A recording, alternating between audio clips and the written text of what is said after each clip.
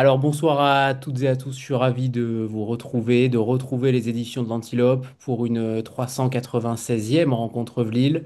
On approche des 400 et ce soir on a la chance de recevoir donc Nathalie Zajde pour son roman La patiente du jeudi aux éditions de l'Antilope, une maison d'édition qu'on aime particulièrement ici, qui est représentée par Anne-Sophie Dreyfus et Gilles Rosier, les cofondateurs, les légendaires cofondateurs de la maison. Alors, on va commencer par vous. Bonsoir déjà à tous les trois. On va commencer par vous, Gilles et Anne-Sophie. C'est un premier roman, donc on aime toujours connaître la mayonnaise derrière le premier roman. Comment s'est passée la découverte de Nathalie Zajde et de son premier roman, elle qui a déjà écrit tant d'autres ouvrages dont on parlera peut-être un petit peu tout à l'heure. J'aimerais savoir les méandres de cette découverte. Alors moi, je vais laisser Gilles parler parce que Gilles sait de quoi il parle. Alors, alors Nathalie, c'était pas une découverte puisque j'avais lu certains de ses essais et puis du temps où j'étais directeur de la Maison de la Culture et du Midi, je l'avais invitée pour parler de certains textes qu'elle avait publiés. Et puis on s'était croisés aussi à un moment où elle s'est trouvée à Tel Aviv pour des raisons professionnelles et moi je passais 3 mois en résidence à Tel Aviv, donc on se connaissait. Et puis un jour, elle me dit ah ben je t'enverrai un roman, je t'enverrai un roman. Je dis ok, d'accord. Alors j'étais toujours un peu embarrassé quand c'est des gens que je connais, surtout quand c'est des essayistes, parce que les essayistes, ça fait pas forcément des très bons romanciers. Donc j'ai commencé à me dire bon, va falloir que je réfléchisse à comment je vais pouvoir lui dire avec élégance que finalement on va pas publier son roman. Et elle nous l'a envoyé, je trouvais ça super. Et, euh, et j'ai dit à Anne-Sophie, en fait, il faut que tu le lises parce que c'est vachement bien. Et, et c'est comme ça qu'on l'a publié, tout simplement. Et après, je ne crois pas, enfin, Anne-Sophie pourra en parler, mais après la première lecture, en fait, c'est pas que c'était très bien, c'est qu'il était très en place, quoi. Des fois, il y a des livres qu'on trouve très bien, mais où il y a un petit peu, même pas mal de travail éditorial. Mais pour Nathalie, il y avait très peu de travail éditorial, Absolument. c'est ça, hein? Oui, je suis tout à Parce que fait c'est d'accord. Anne-Sophie qui fait le travail éditorial. Oui, Une fois qu'on a choisi de publier un livre, c'est Anne-Sophie qui s'en empare et qui travaille avec l'autrice, le lecteur. oui, mais moi, je lis le livre après Gilles. C'est-à-dire qu'il faut vraiment qu'un livre plaise à Gilles pour que je le lise. Et c'est s'il nous plaît à tous les deux, en effet, qu'on le publie. Et celui de Nathalie m'a immensément plu. Et c'est vrai que tout était en place, même s'il y avait, Nathalie en témoignera, le travail naturel d'édition à faire au-delà de l'écriture du manuscrit. Et alors, pour terminer là-dessus, peut-être, et sans révéler le livre, dans la dernière partie du livre, il y a une scène, moi qui suis un garçon extrêmement rationnel et rationaliste, c'est une scène qui est de l'ordre de la mystique. Et je me suis dit, bon, Nathalie m'avait dit de quoi il s'agissait, je ne vais pas en dire plus, mais je me suis dit, sur moi, ça va jamais fonctionner, quoi. Et j'étais, mais alors, je pense que c'est celle dans laquelle je suis le plus rentré, quoi. J'étais fasciné de me dire, ah, mais qu'est-ce que ça marche, quoi. En tout cas, sur moi, qu'est-ce que ça marche bien et comment est-ce qu'elle fait pour que moi, en tant que lecteur, je sois tellement à l'intérieur. Alors, en effet, ça marche, c'est le moins qu'on puisse dire, et ça marche crescendo parce que la deuxième partie du livre vient tardivement finalement avec dans l'histoire de Mona, on en reparlera tout à l'heure.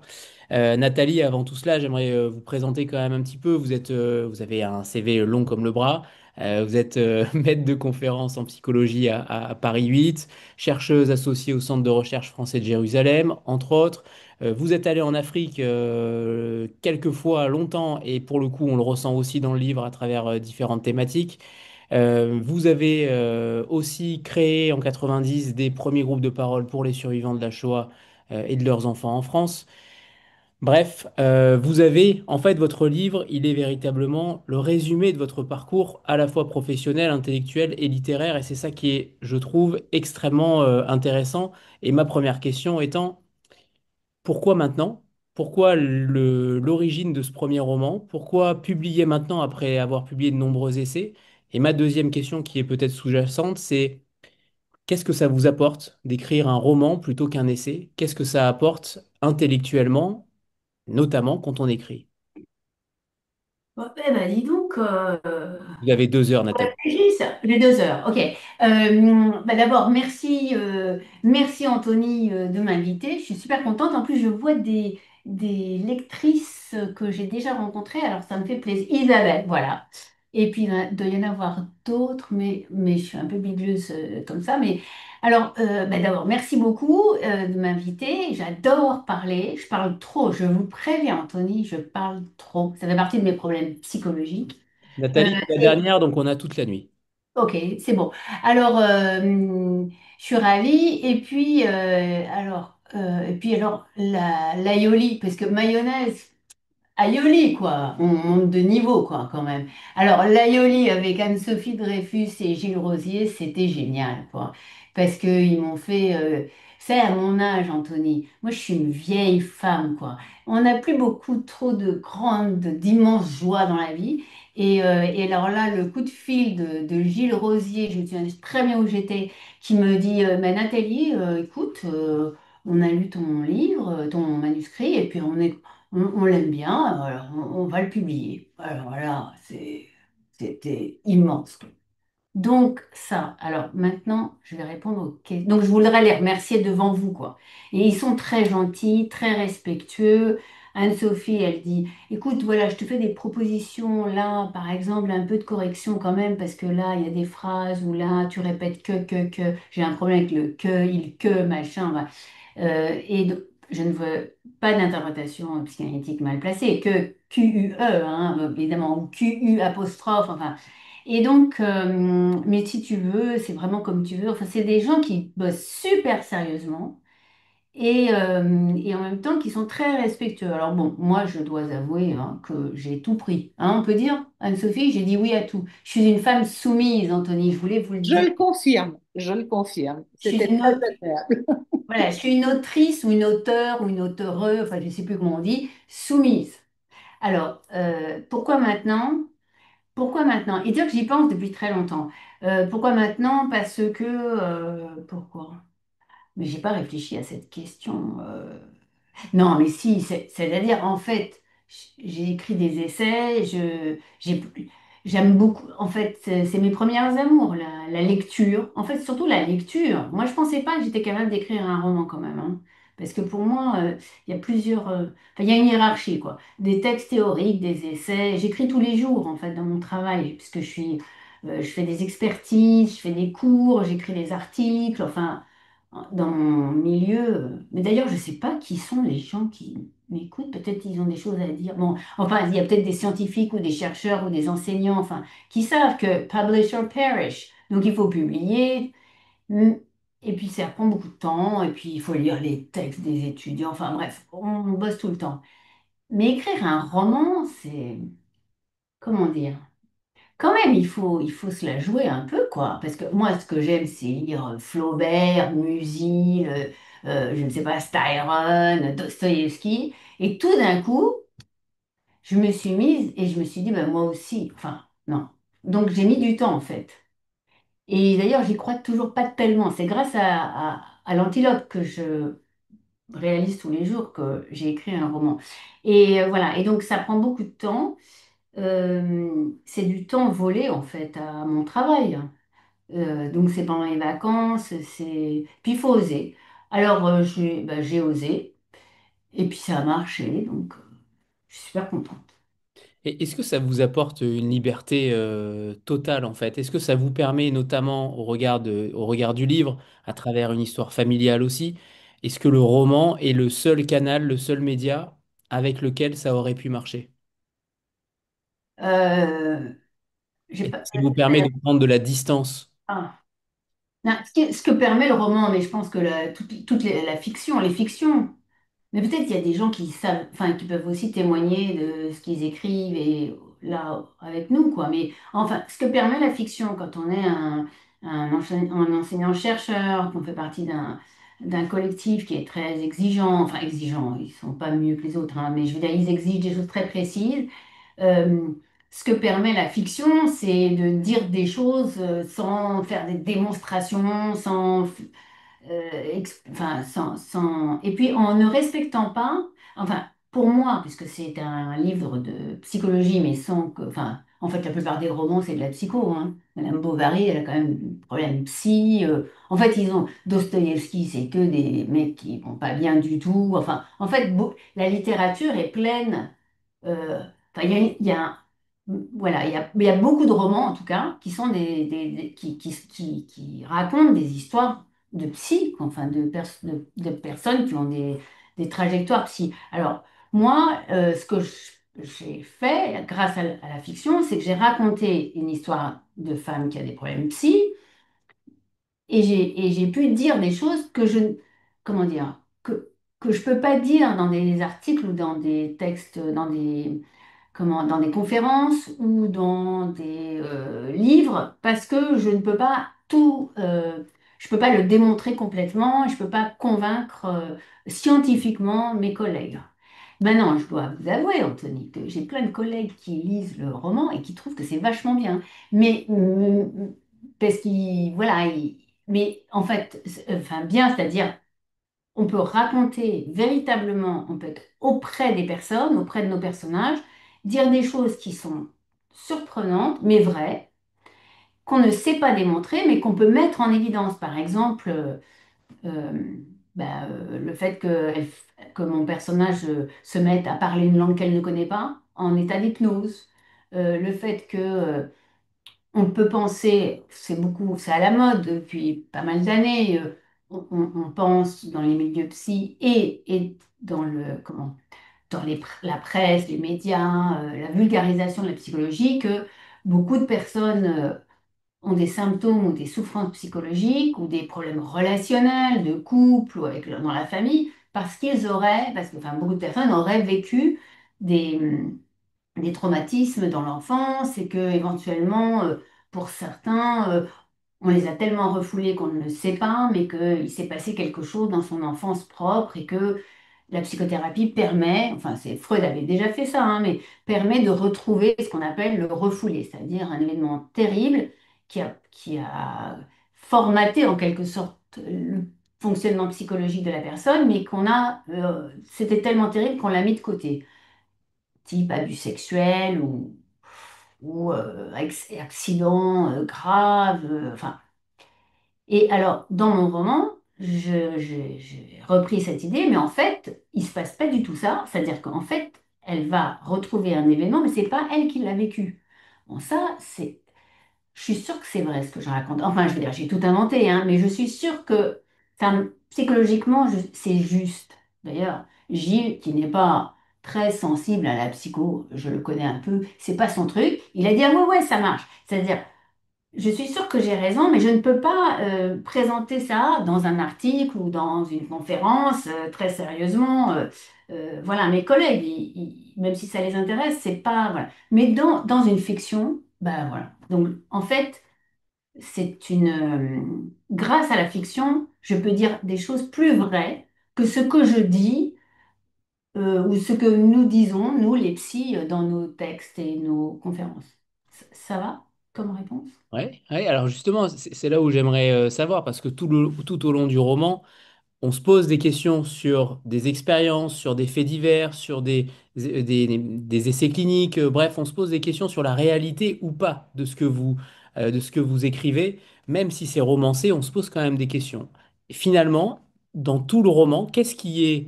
Alors, vous n'allez pas me répondre sur notamment la deuxième partie, mais qu'est-ce qui est plausible, probable ou réel ou déjà connu par un être humain?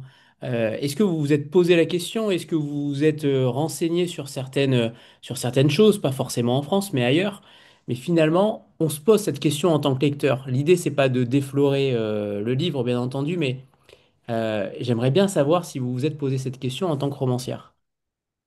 Oui, alors moi, en fait, c'est quand même un roman, comment dire, je l'ai fabriqué, conçu à partir de mon expérience de plus de 35 ans de prise en charge de patients avec dans une équipe. J'appartiens à une équipe où on étudie énormément de façons d'être fou, de façon d'être malade, de façon de souffrir psychologiquement.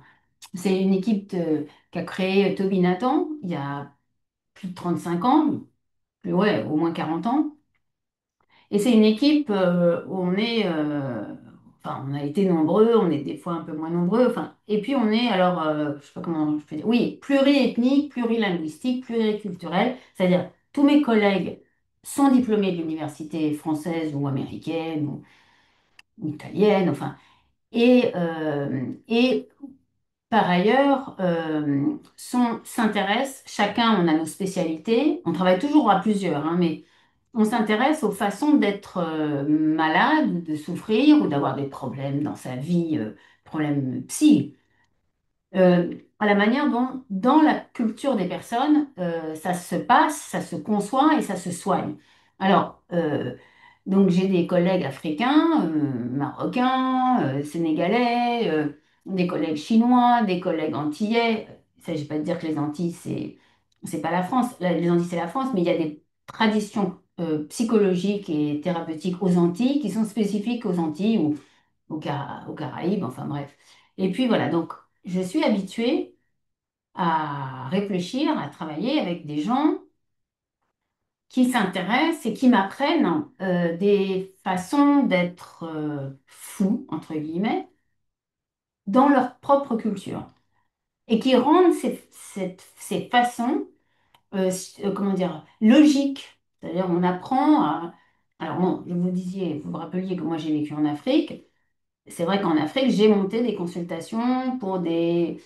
alors, par exemple, j'étais en Guinée en 2009. De 2009 à 2011, j'étais en Guinée et il y a eu un massacre abominable dans un grand stade à Conakry où c'était pour des raisons politiques.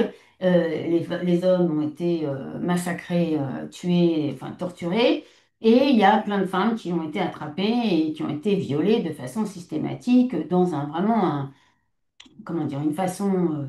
Oui, c'était le viol comme arme de guerre, enfin de guerre là, comme arme politique, quoi.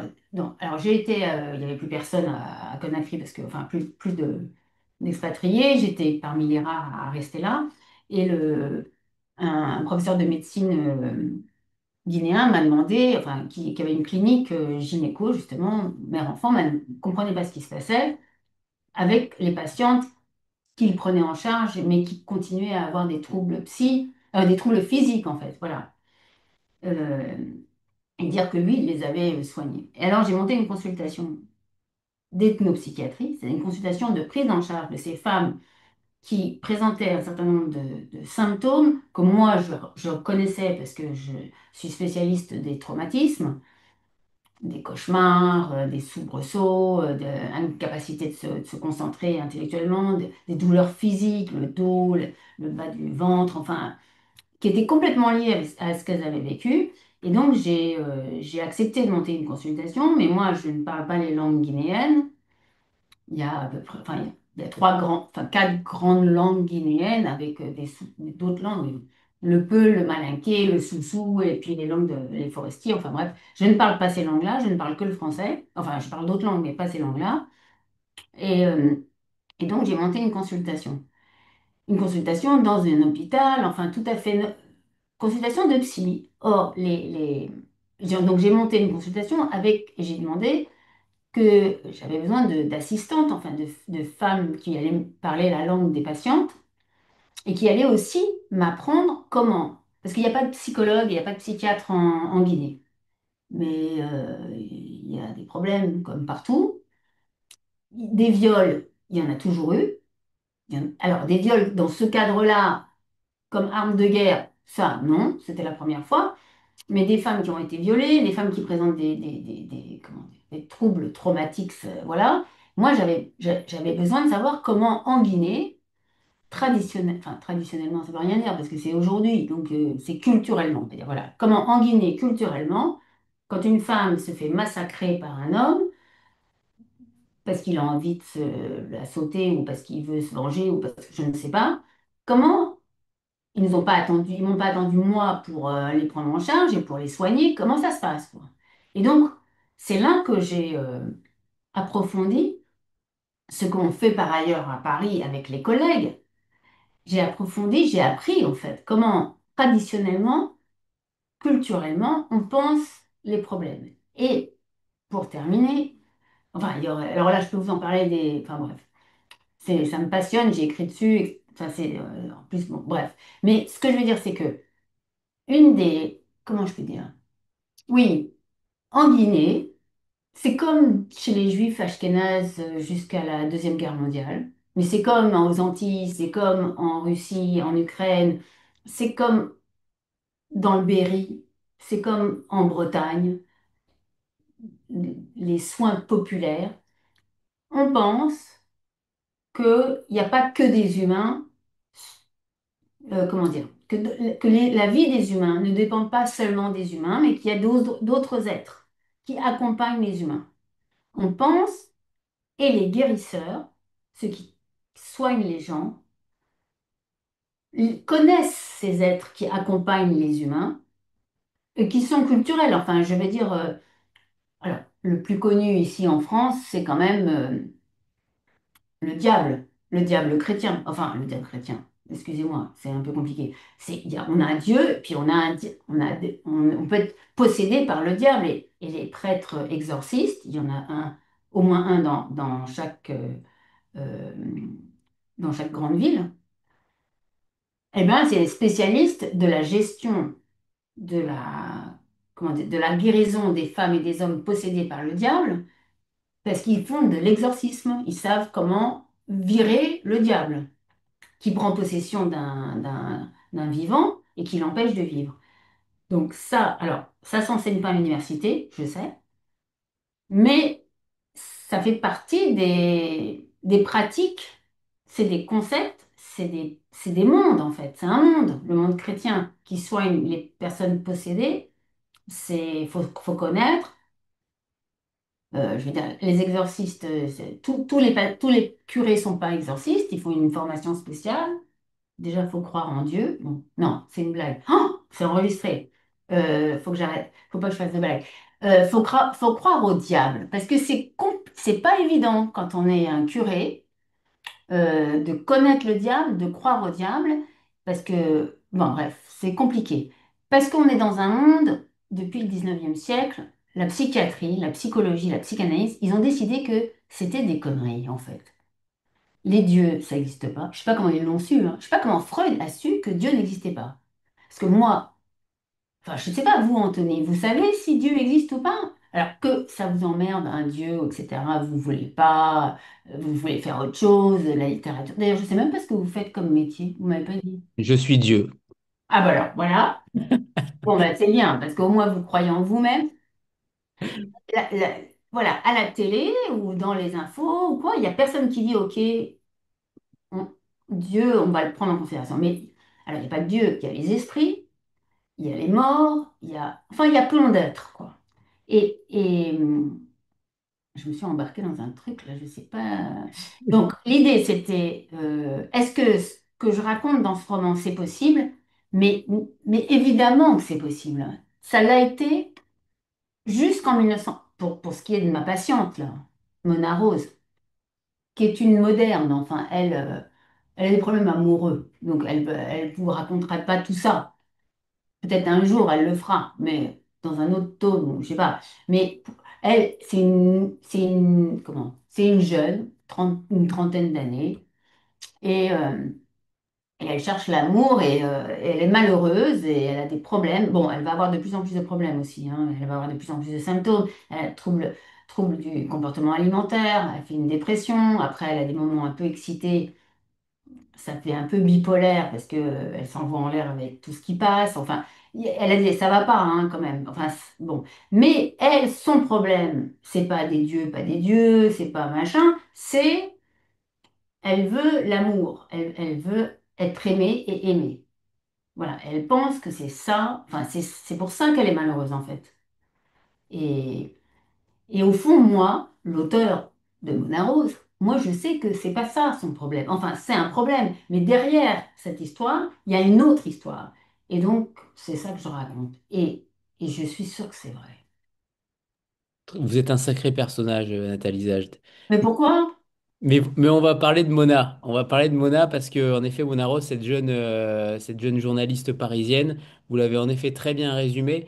elle vient d'où cette Mona? Ce personnage-là, il vient d'où? Parce que c'est vrai que autant la deuxième partie du livre, on sait d'où ça vient, mais la première partie, elle est quand même beaucoup plus peut-être en dehors de vous-même. Je ne sais pas, vous allez nous raconter, mais finalement, c'est quand même un personnage extrêmement touchant. Et là où j'aimerais vraiment insister, et là je trouve que le livre est extrêmement puissant, c'est notamment dans cette relation avec sa psy.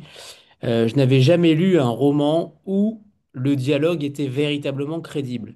Pour être honnête, je ne suis jamais allé chez un psy, mais Bien, bravo. dans tout ce que j'ai pu lire, c'était souvent surfait. C'était une parole extrêmement rapide, extrêmement longiligne, quasiment poétesse. Ça ne paraissait pas crédible. À mon sens, ça ne me paraît pas crédible. Et là, vous arrivez à mettre des hésitations, à mettre de la fragilité, de la tendresse dans ce qu'elle raconte à sa psy, qui me font penser que c'est beaucoup plus crédible que de nombreux romans et voire essais. C'est là où je trouve que vraiment vous sortez votre épingle du jeu dans ce dialogue-là avec la psy, c'est que la manière dont parle Mona est beaucoup plus légitime et crédible. Comment vous avez travaillé le sujet? Comment j'ai travaillé dessus? Est-ce que Je vous vous fais ça êtes... toute la journée, c'est mon boulot. Enfin, alors c'est pas Mona, je l'ai complètement inventée, elle n'existe pas, hein. Je vais dire son histoire, tout ça, ce personnage. Cette femme, elle a une trentaine d'années, elle est pigiste, journaliste, elle a des problèmes amoureux, elle a des symptômes, tout ça, c'est complètement. Elle pourrait être tout à fait réelle, mais alors j'ai un copain qui m'a dit, écoute, je l'ai offert à plusieurs copines parce que franchement, elles se reconnaissent dedans. Bon, c'était un peu une critique qu'il faisait de ses copines, je crois, mais bon, non, je l'ai complètement inventé. Maintenant, pour la relation entre Mona et son psy. Euh, ben non, je sais pas. Moi, je fais ça enfin, je fais pas cette thérapie-là toute la journée, mais je vois beaucoup de psy, je vois beaucoup de patients, je lis beaucoup. Mais enfin, je sais pas. Moi, ça me fait super plaisir ce que vous me dites. Mais peut-être vous n'avez pas fait de psy. Je vous félicite. C'est très bien. C'est très dangereux. Parce qu'en fait, le problème des psy, c'est à qui on se retrouve tout seul dans une pièce avec quelqu'un qui en général parle pas beaucoup, et on ne sait pas qu'est-ce qu'il fait de ce qu'on lui raconte de nous, de quoi, de qu'est-ce. Et lui, en plus, le psy ou la psy, moi, je peux vous le dire, je vais vous dire les secrets des psys.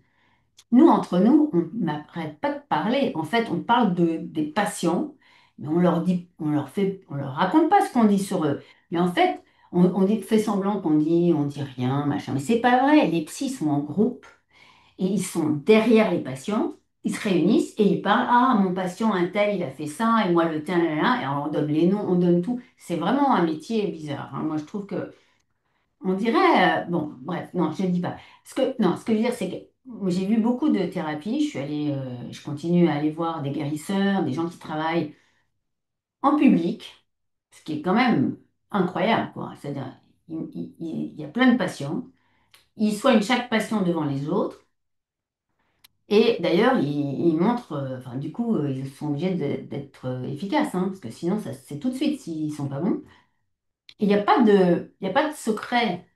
euh, mais de toute façon, les patients, la plupart des rituels que j'ai vus de thérapie, les patients, ils parlent pas. Un vrai psy, en fait, un bon psy, c'est vous arrivez, vous dites rien, et le psy, il vous voit et il devine tout.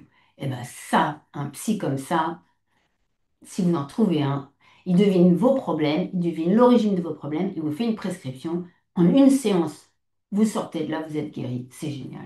Bon, le problème, c'est que ouais, je lis en même temps les commentaires. Le problème, c'est que la plupart des... parce qu'on ne sait pas faire ça, hein, nous les psys. Bref, mais alors, c'était quoi votre question? Je sais plus, vous m'avez perdu. Non, je voulais féliciter de ne pas avoir de psy. Ah Si, oui, comment vous félicitez sur le dialogue, comment vous travaillez la matière de dialogue. Vous m'avez dit qu'en effet c'est votre quotidien, mais en même temps, ça me fait penser quand même à une affaire récente quand même, celle de Kamel Daoud avec le prix Goncourt. Est-ce que vous vous êtes posé aussi cette question de la trahison de la parole d'une patiente, même si Mona est totalement inventée, est-ce que certaines auraient pu se reconnaître, étant donné qu'elles ont des problèmes? Si, potentiellement, tout est possible. alors, écoutez, bon. Kamel Daoud, je ne vais pas dire des choses sur Kamel Daoud, mais je ne sais pas si c'est vrai cette histoire ou pas. Je ne sais Peu pas si. importe. Oui, peu importe, Nathalie, mais c'était pour vous faire réagir sur Ouais. la Mais question. si c'est vrai, c'est grave. Enfin, moi, en tant que professionnel, c'est hors de question. J'ai écrit sur des cas dans mes textes théoriques. J'ai toujours respecté, j'ai fait signer un protocole d'accord. Moi, en plus, j'ai fait une partie de ma formation aux États-Unis il y a 40 ans, enfin 30, oui, c'est ça. Donc, aux États-Unis, c'est. Et moi, je vais pouvoir continuer à travailler, à faire mon métier bien, à faire. Donc, il est hors de question que j'utilise le cas d'une patiente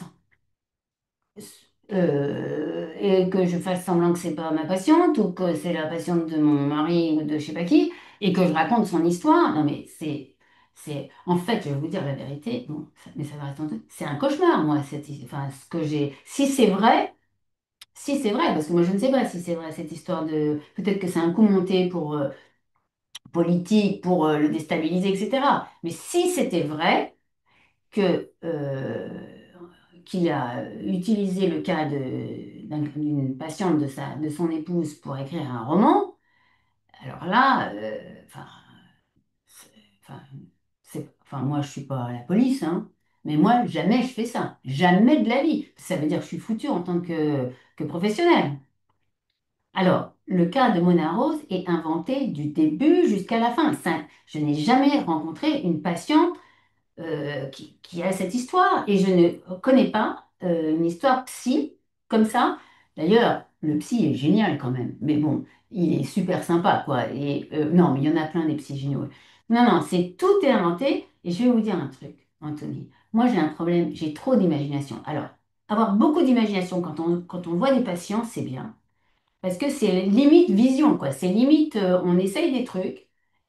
Et on propose et on dit, ah ben moi, vu ce que vous me dites là, j'ai pensé à ça. Et le patient, il dit, ouais, pas mal, ou non, pas du tout, ou vous vous plantez, c'est pas du tout ça. Et on avance comme ça. Donc, j'ai pas besoin d'aller, euh, comment dire, non, en plus, professionnellement, non, c'est impossible. Moi, mon métier, moi, j'ai un métier, j'ai des collègues, j'ai des règles à respecter, je suis pas, alors peut-être, bon, Monsieur Daoud, lui, il est pas psy, en fait. Donc, lui, il est peut-être pas, j'en sais rien. Mais je ne sais pas si c'est vrai, hein, parce que ça ressemble quand même à une cabale pour démonter quelqu'un, cette affaire. Mais bon, voilà. En tout cas, moi, jamais de la vie, Mona Rose, elle n'existe pas. En revanche, le roman, l'histoire en Pologne, l'histoire ici, l'histoire de la psychothérapie, évidemment que je me suis complètement inspirée de plein de choses que j'ai lues, de problèmes psychologiques enfin, par exemple, si elle a un trouble du comportement alimentaire, bah, euh, ça, je l'enseigne à mes étudiants. Je sais ce que c'est que l'anorexie, je sais ce que c'est que la boulimie. Donc, quand elle a des moments où elle se met à manger et elle comprend pas ce qui se passe parce qu'elle se met à grossir en 2 minutes et après, elle peut pas, elle a un moment sur les flancs. Voilà, elle fait la boulimie, elle s'arrête à toutes les boulangeries pour tester tous les flancs, quoi. Elle ne peut plus s'arrêter de manger. Alors, je dois dire que moi, ça m'est arrivé un tout. C'était pas les flancs, mais bon, je vous dirai pas ce que je mangeais, mais donc ça, je connais. Maintenant, elle a plein d'autres problèmes. Elle est une femme moderne.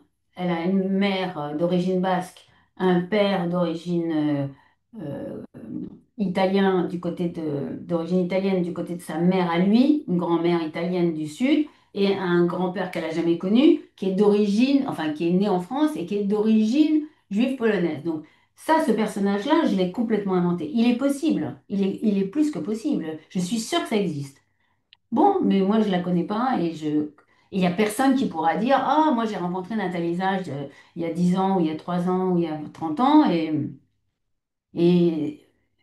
non, pas possible. Mais j'ai beaucoup d'imagination. J'en ai trop, il paraît que j'en ai trop. Ça fatiguait mes profs quand j'étais petite. Et même un jour, il y en a un, j'étais en sixième, je crois, un prof de français qui avait convoqué ma mère. Ma mère, j'adorais ma mère. Le bouquin, ma mère est plus là, mais bon. En fait, c'est elle qui m'a fait écrire, je crois. En fait, voilà, tiens, ça, en fait, c'est ça la réponse. Pourquoi? Oui, c'est elle qui est derrière tout ça, et moi, je suis possédée par ma mère. Elle était très belle. Il faudrait que je vous fasse un partage d'écran, que je vous montre. Bref. Et un jour, ils ont convoqué ma mère, qui était une fan de littérature, en lui disant, écoutez, votre fille, là, elle a trop d'imagination, alors on n'arrive pas trop à... Et ma mère a répondu, mais un enfant n'a jamais trop d'imagination. Genre, elle fait la leçon. Ma mère était instite, alors voilà. Et donc, peut-être que c'est ça. Mais donc, ce personnage, certainement pas un patient, aucun patient. Les patients, non, c'est sacré. On prend pas l'histoire de quelqu'un pour en faire un roman. En revanche, j'ai raconté des cas, alors que j'ai modifié toujours, hein. On modifie toujours pour que les gens ne reconnaissent pas. Donc, je modifie des éléments, beaucoup d'éléments. Les cas se reconnaissent dans les textes, mais on leur fait signer un papier avant, ils acceptent, etc. Et Bon. l'imagination dont vous faites part là, finalement, vous la mettez où? Vous l'avez mise où pendant toutes ces années? Vous ne pouvez pas la mettre dans les essais, donc est-ce qu'il y a d'autres romans qui ont été écrits entre-temps? Est-ce que vous écrivez J'ai pensé, mais en fait, je vais vous raconter comme ce que je fais. Je suis sûre qu'on est plein comme ça. Je prends le métro. Alors, bon, vous êtes à Nice. Il y a le métro à Nice, oui. Non? Je dans sais pas. le tramway, Bon, le tramway, c'est pareil. oh, Alors, je prends le métro. En plus, pour aller à la fac, mais c'est la ligne 13. Pour les Parisiens, ils vont comprendre. Enfin, c'est une ligne, ça met des heures. Et je suis là, soit je bouquine, si j'arrive parce que ça me remue beaucoup, soit je regarde les gens et j'imagine leur vie, en fait. Donc, qu'est-ce que je fais de mon imagination? Je regarde la tête de quelqu'un et j'imagine n'importe quoi. Enfin, je veux dire, c'est pas de la vision, enfin, c'est pas de la divination que je fais. Enfin, peut-être, j'en sais rien, mais voilà, je teste pas, je raconte pas. Mais je vois des gens, j'imagine plein de trucs tout le temps. Donc, il fallait quand même que j'écrive, vous avez raison. Et grâce à Anne-Sophie Dreyfus et Gilles Rosier, ben, l'objet est sorti. Et c'est un objet. Et puis, il est beau, vous avez vu, hein? Il est beau, hein? et il est très beau. Il est très Ah beau. ouais, ils ont fait un travail extraordinaire. Les couvertures de l'Antilope sont toujours très belles. Ça, c'est évident. Tout à l'heure, Raphaël parlait de transmission intergénérationnelle. Alors, c'est difficile d'en parler parce que c'est la deuxième partie du livre et que on va pas pouvoir tout en dire. Cela étant, l'élément principal dont on peut parler, puisqu'il est aussi en quatrième de couverture, donc là, on ne défle rien, c'est la découverte du yiddish. Le moment clé, cette révélation de mots en yiddish par Mona. Parce qu'elle est sous hypnose, pour le coup. Mm. On va peut-être parler aussi de ça, de cette hypnose. On y croit, on Ouais. n'y croit pas, peu importe, mais en tout cas, ça fait partie de la vie de Mona, là, pour le coup. Ça va être le déclencheur de cette découverte du yiddish. J'aimerais savoir d'où vous est venue cette idée aussi, parce qu'elle est quand même extrêmement particulière. Là aussi, moi, j'y ai cru, comme Gilles, j'y ai cru, parce que je suis persuadé que ça a déjà existé. Peut-être pas sous cette forme-là, mais vous allez nous en parler, Nathalie, mais c'est quand même un moment extrêmement puissant qui happe le lecteur, clairement. Moi, ça m'a fasciné. Je me suis peut-être posé aussi des questions sur le fait que je parlais peut-être une langue quand je dormais. C'est possible. Personne n'a confirmé pour l'instant, mais tout est encore jouable. Nathalie, d'où vous est venue cette idée incroyable? Alors, d'abord, je veux dire, c'est répertorié, enfin, je veux dire, ça existe, ça s'appelle de la glossolalie. Alors, généralement, bon, moi j'ai assisté à beaucoup de choses, et j'ai vu beaucoup. C'est ça aussi, ça. Bon, je dis que j'ai une imagination, je me vante en fait. Parce que moi, je vois des patients toute la journée, et la plupart des patients que je vois avec l'équipe d'ethnopsychiatrie sont des patients qui appartiennent, qui sont des migrants, parce que c'est notre spécialité et qui viennent de mondes où on rentre en transe, c'est des transes en fait. C'est pas de l'hypnose, c'est des transes, c'est-à-dire les personnes en souffrance, évidemment. Enfin, en souffrance, pas évidemment, je vais vous expliquer. C'est des personnes, nous qu'on voit, les personnes qu'on reçoit sont des personnes qui sont généralement envahies par des êtres que les autres ne voient pas. Alors ça peut être des esprits, ça peut être des ancêtres, ça peut être des morts, ça peut être des divinités qui prennent possession de nos patients, donc c'est pour ça que c'est nos patients, je veux dire qui deviennent des patients, et qui prennent possession de façon, comment dire, non consentante. Voilà, c'est-à-dire, parce que les trans, les rituels de trans, il y en a partout.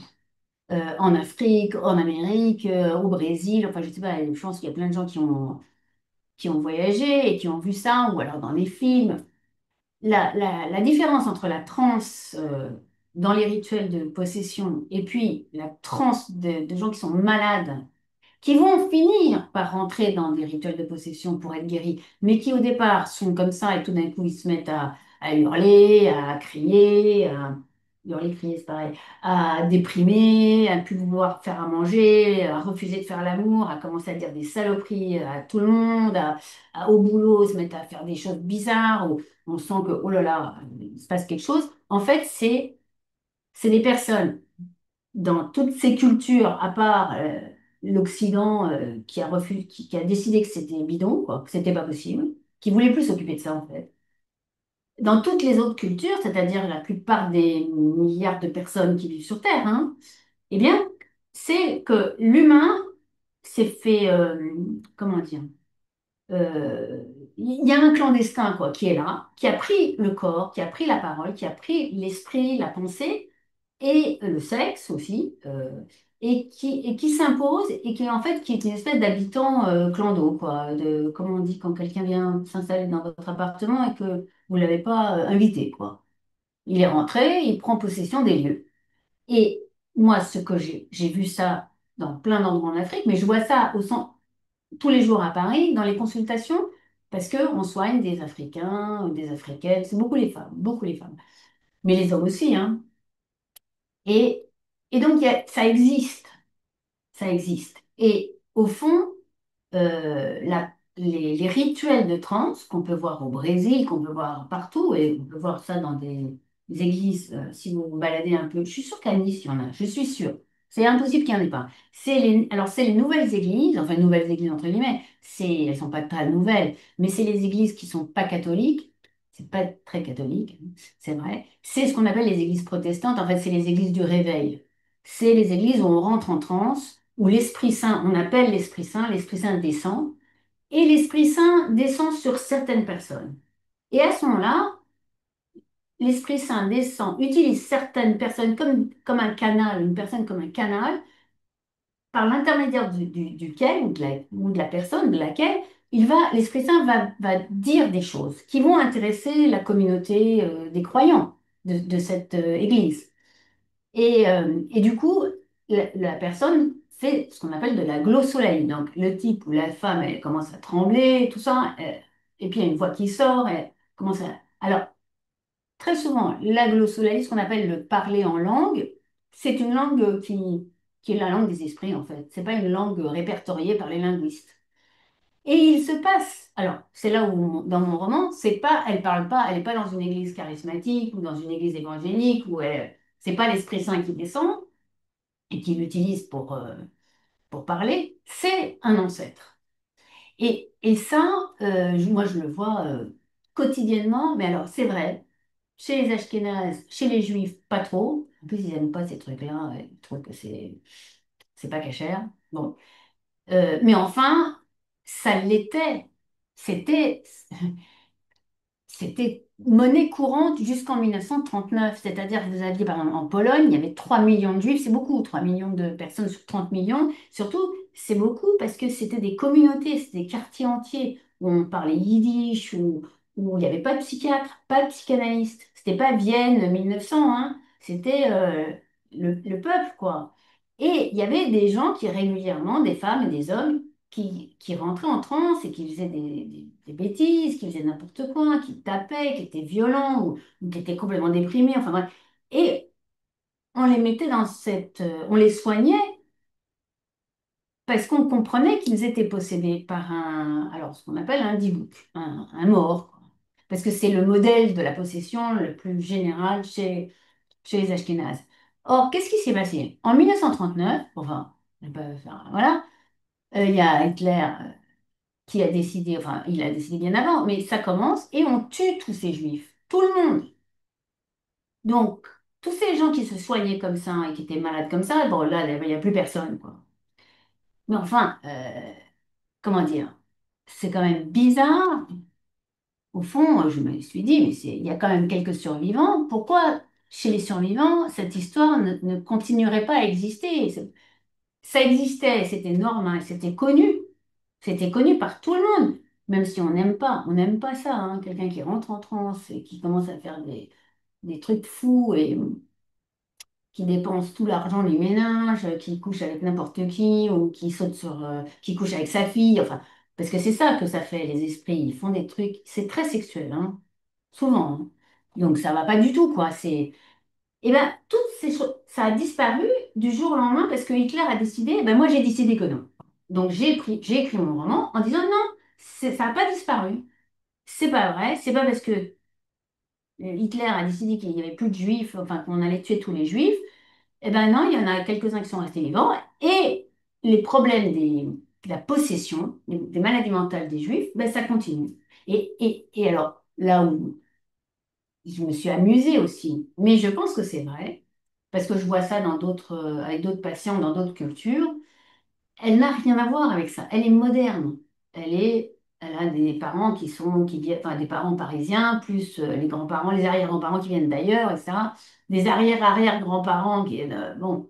Donc elle est un pur produit de la modernité, des villes d'aujourd'hui, des grandes villes d'aujourd'hui, quoi. Donc elle n'est pas là-dedans du tout. Mais comment dire, son problème psy, lui, ben il est là-dedans. Donc, et elle tombe sur un psy qui est vachement bien, qui comprend rien, qui connaît pas, hein, qui sait pas son truc, mais il voit qu'il se passe un truc et il dit, ah ben, il faut quand même que j'aille me renseigner. Et du coup, il fait appel à un spécialiste. Enfin, il dit, bon, ben, il va demander, et puis il incite aussi. Et ça aussi, c'est un psy sympa parce qu'il dit, écoutez, allez aussi vous renseigner. Ça fait partie des nouvelles thérapies.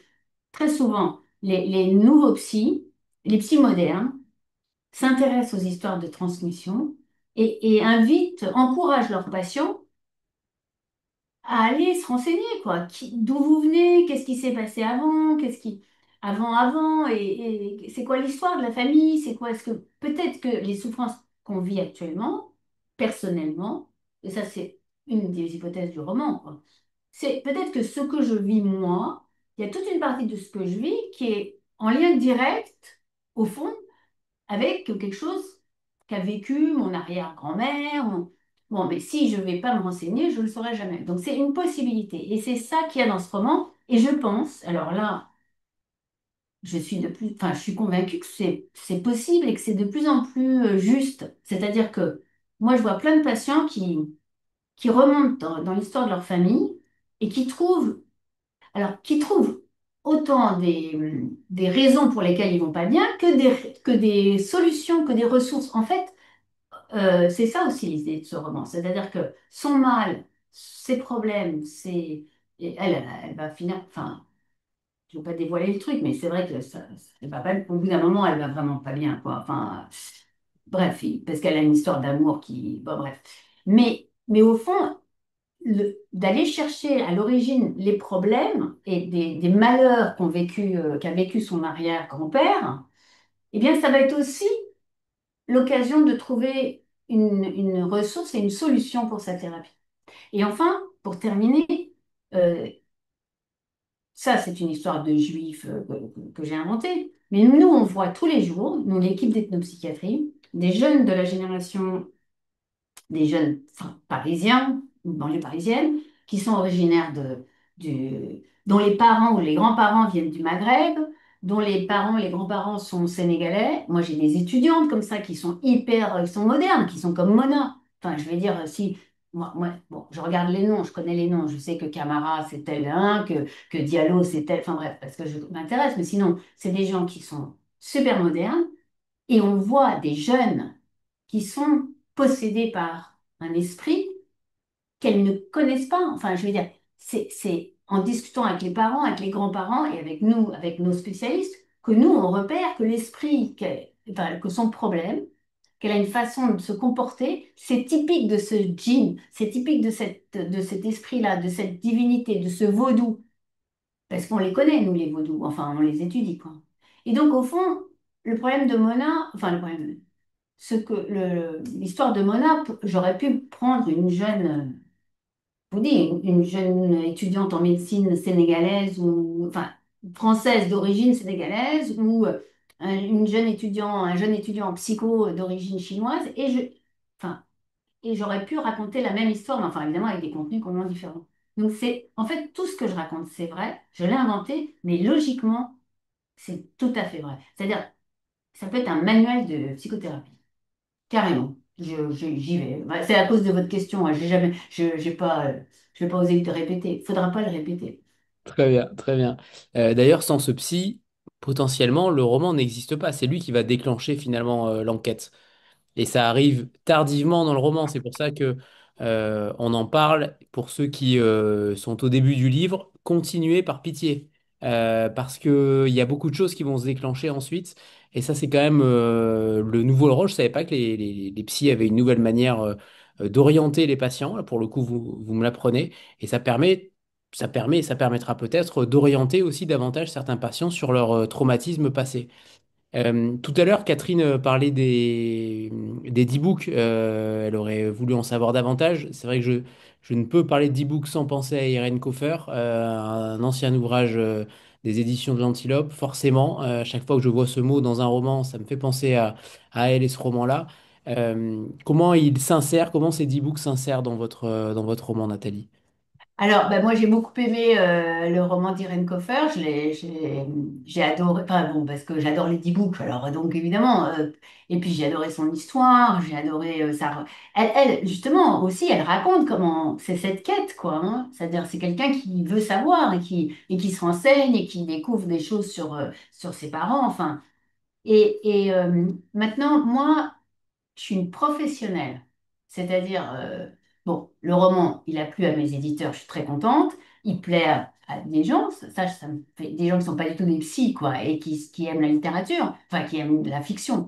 Mais ce que j'ai fait, à la différence de peut-être ce que j'ai lu, enfin, des quelques fictions que j'ai lues sur le e-book, c'est que moi, je suis une professionnelle, ça veut dire, je prends le e-book très au sérieux.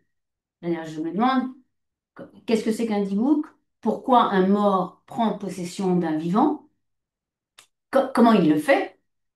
Quelle est son intention? Quelle est sa raison? Et puis aussi, eh ben, comment on libère le vivant du mort? Voilà, donc moi, comment dire, c'est presque une équation assez mathématique. Enfin, je vais dire, il y a une logique. Le roman d'Erin Coffer, il y avait quelque chose d'un peu, comment, bon, ouais, elle est plus peut-être poétique. Elle imaginait des choses et puis moi j'ai plus, comment, moi mon e-book, enfin, en plus il y en a plein en fait, hein. Dans le roman après, à la fin il y en a beaucoup. Euh, c'est des vrais morts, enfin, c'est des morts de la Shoah qui se sont transformés en e-book, quoi, pour des raisons très précises. C'est-à-dire les morts de la Shoah, ils vont pas bien. En fait, c'est ça l'histoire. C'est qu'on croit qu'on soigne un vivant, mais en fait, quand c'est une sorte de dibouk, on soigne un mort qui ne va pas bien, qui est en souffrance. Les morts ont une existence chez les juifs, et il n'y a pas que chez les juifs, hein, mais ils ont une existence. En fait, les vivants vivent, bon, 60 ans, 80 ans, 120 ans, 130. En ce moment, ça a augmenté un peu, bon, 130, et après, ils meurent, et quand ils meurent, ils ont une autre existence, à certaines conditions. C'est-à-dire, ils quittent le monde des vivants et rentrent dans le monde des morts. C'est pas le paradis, l'enfer et tout, c'est autre chose. Mais ils rentrent dans le monde des morts. Et les dix books, c'est des morts qui n'arrivent pas à rentrer dans le monde des morts, donc qui vont très mal. Au fond, euh, Au fond, il faudrait faire un hôpital pour les morts qui souffrent. Alors, un hôpital, enfin, non, en fait, c'est ça. Voilà, bon, enfin, j'improvise, hein, parce que vous me posez des questions, mais finalement, ce roman, c'est comment on peut soigner des morts, quoi, qui vont pas bien. Et c'est pour ça qu'ils prennent possession des vivants, parce qu'ils sont malheureux. Et d'ailleurs, bon, en général, les gens qui sont malheureux, ils font du mal, quoi. Enfin, c'est pas de leur faute, hein, mais quand on souffre, on n'est pas très sympa avec l'entourage, quoi. Et donc, les morts de la Shoah, c'est un problème, hein, parce que moi, je pense, en toute logique, que les morts de la Shoah souffrent, vont pas bien, de toute façon. Mais c'est mon travail aussi, hein. Ça fait 35 ans que je m'occupe des survivants et des descendants de survivants de la Shoah. Je vois qu'il suffit de parler de quelqu'un qui est mort dans la Shoah dans la famille. d'un enfant, d'un neveu, d'un arrière-cousin, enfin bref, c'est des gens qu'on n'a pas connus, hein. Et vous voyez vous voyez votre patient ou votre patiente qui commence à pleurer. Vous dites, il y a un problème quand même. Pleurer pour la mort de quelqu'un qu'on n'a pas connu, c'est quand même étrange, non? Enfin, c'est que les morts vont pas bien, quoi. Bon, mais je veux pas plomber l'ambiance, hein. Non, mais peut-être les gens ont des choses. Il y a peut-être des gens qui ont lu le roman et qui veulent dire des trucs. Enfin, je ne sais pas comment vous avez prévu. Alors, on va justement, vous allez nous lire un premier extrait, Nathalie. Avant ça, on va prendre une petite photo de groupe, comme on en a l'habitude. Voilà. Si vous avez le livre, n'hésitez pas à le mettre en avant. Et c'est bon. Merci. Nathalie, c'est à vous pour le premier extrait. Mais moi, je dois lire Oui, l'extrait? Ah, j'avais pas compris. Bon, je vais lire. Il n'y a pas quelqu'un qui voudrait lire un matin? on aime bien entendre la voix des auteurs pour voir s'ils incarnent vraiment leur texte. Voilà. S'ils l'ont vraiment lu. Bon, allez, Gilles, c'est toi qui l'as écrit, vas-y. Non, alors bon, alors qu'est-ce que j'ai? Alors, 189. Qu'est-ce qu'il y a? Mais il faut lire pas trop. Oui, un petit passage, Nathalie. Un petit On va la passage. voix. Alors, donc là, est-ce que c'est trop long? Ça, c'est trop long. 252. Ça, c'est sur le e-book. Vous voulez sur le e-book? Eh bien, très bien. Très bien. 252. Alors, en fait, j'aime bien lire à haute voix parce que j'aurais voulu être comédienne, j'ai raté. Non, c'est vrai. Alors, 252. Il est où ce passage? Ok. Alors, donc, c'est le psy de Mona qui parle et qui a appris ce que c'était qu'un dimouk, c'est-à-dire un mort qui va pas bien, quoi. Enfin, je le dis comme ça et lui, je le dis pas comme ça. Il n'a pas tout compris encore. Moi, j'ai mieux compris que lui. Non, allez, j'y vais. Non, en fait, quand on écrit un roman, c'est génial parce qu'on est possédé, on invente des êtres et en fait, ces êtres prennent possession de vous et après, vous pensez qu'ils sont vrais et dire que je n'ai pas l'air trop délirante, enfin, peut-être je le suis, mais alors donc je parle de ce psy comme s'il existait. Bon, bref, enfin, je commence à bien le connaître quand même. Alors, il parle comme ça, il a appris ce que c'était qu'un e-book grâce à quelqu'un qui est spécialiste du yiddish, qui s'appelle Grégoire Rapaport. Je sais pas si... Non? Ok. Alors, pour les initiales, quoi. Alors donc, je trouvais une certaine vérité à ces conceptions archaïques selon lesquelles les problèmes d'une femme qui refuse des relations sexuelles ou d'un homme qui ne parvient pas à trouver une épouse ou qui se révèle impuissant le jour de ses noces seraient signe de la présence d'un tiers, d'un autre, d'un rival, véritable ou imaginaire. Je commençais à trouver intéressante la théorie du D-Book. Je pourrais peut-être l'utiliser pour soigner ma patiente. Alors, Grégoire poursuivait.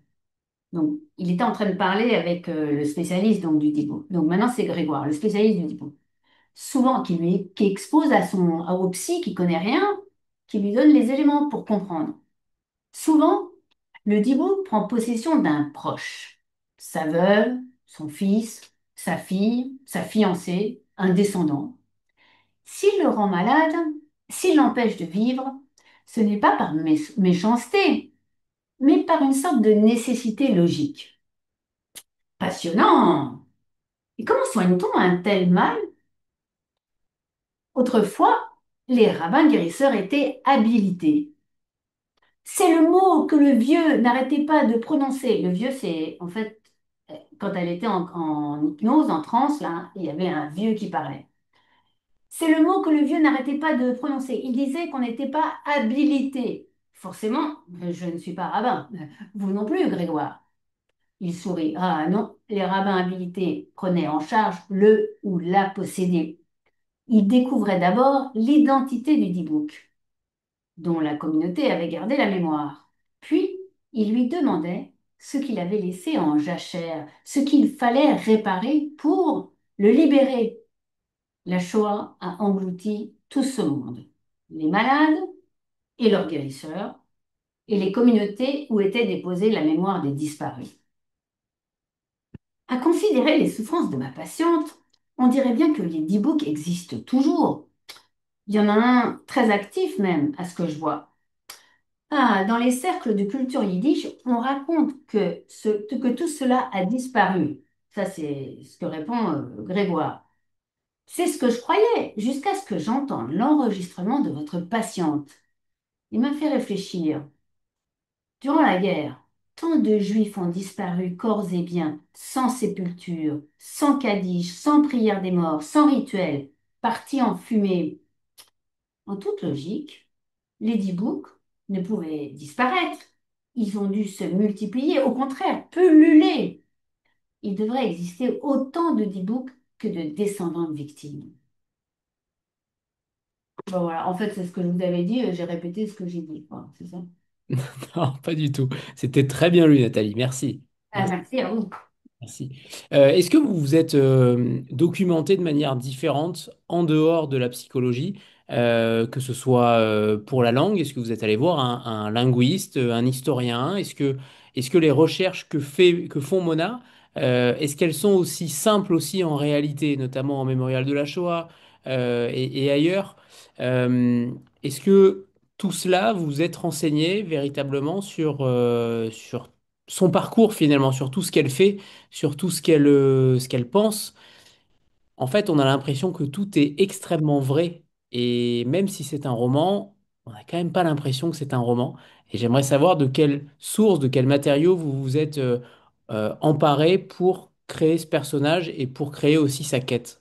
Alors, bon, je dois avouer que, en fait, c'est mon travail. En fait, je fais ça. Ce que découvre le Clément Le Fur, le psychologue, son psy, là, son médecin, son psychiatre, qui est parisien, Clément Le Fur. Alors, bon, s'il y a des Bretons dans la salle, ils vont comprendre que le type, il est d'origine bretonne. Mais en fait, lui, il découvre en même temps que sa patiente. D'ailleurs, en passant, euh, quand on apprend des choses avec ses patients, eh ben, ça renforce l'effet thérapeutique de la relation. C'est-à-dire qu'en fait, c'est comme si on s'enrichissait mutuellement, puis on découvre des choses ensemble, ça a une grande efficacité. Plutôt que de répéter des choses qu'on connaît déjà, en général, les patients, ils sentent que, bon, on crée rien de spécial pour eux. Mais en tout cas, par rapport à votre question, au fond, la thérapie, enfin, le processus par lequel elle, enfin, le fait qu'elle va découvrir, qu'elle va au Mémorial de la Shoah, qu'elle va découvrir l'histoire qu'elle va voir une documentaliste, qu'elle va découvrir ce que c'est que toute cette histoire, et que le psy va le découvrir aussi, ça c'est mon travail. En fait, ça, c'est ce que j'ai inventé.